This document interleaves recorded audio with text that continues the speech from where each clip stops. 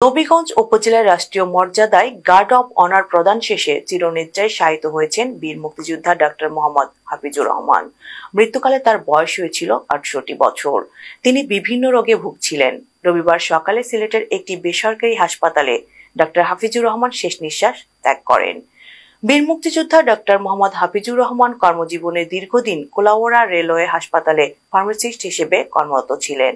এছাড়াও শহীদ মিনার নির্মাণ সহ বিভিন্ন সামাজিক কর্মকাণ্ডে সম্পৃক্ত ছিলেন ডাক্তার মোহাম্মদ হাফিজুর রহমান।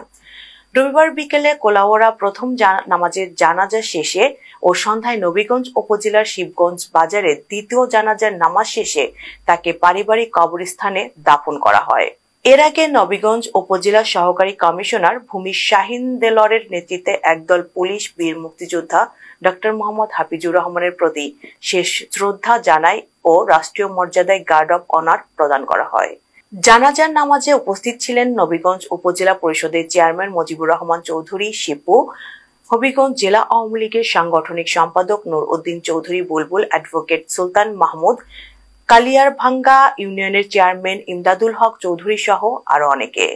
মৃত্যুকালে তিনি এক ছেলে ও 2 মেয়ে সহ অসংখ্য আত্মীয় স্বজন রেখে গিয়েছেন।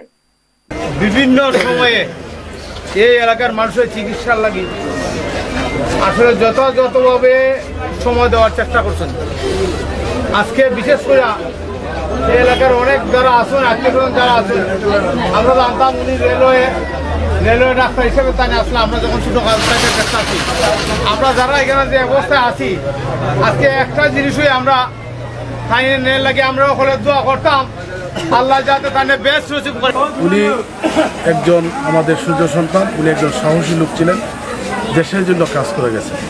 সাথে সাথে ওনার জীবনে, ওনার এই বর্ণাঢ্য জীবনে উনি পেশায় ডাক্তার ছিলেন। গত কয়েকদিন আগেও আমাদের এই পুরানগাঁও গ্রামের সরকারি প্রাথমিক বিদ্যালয়, এখানে আমাদের শহীদ মিনার নাই, উনি একটা শহীদ মিনার স্থাপন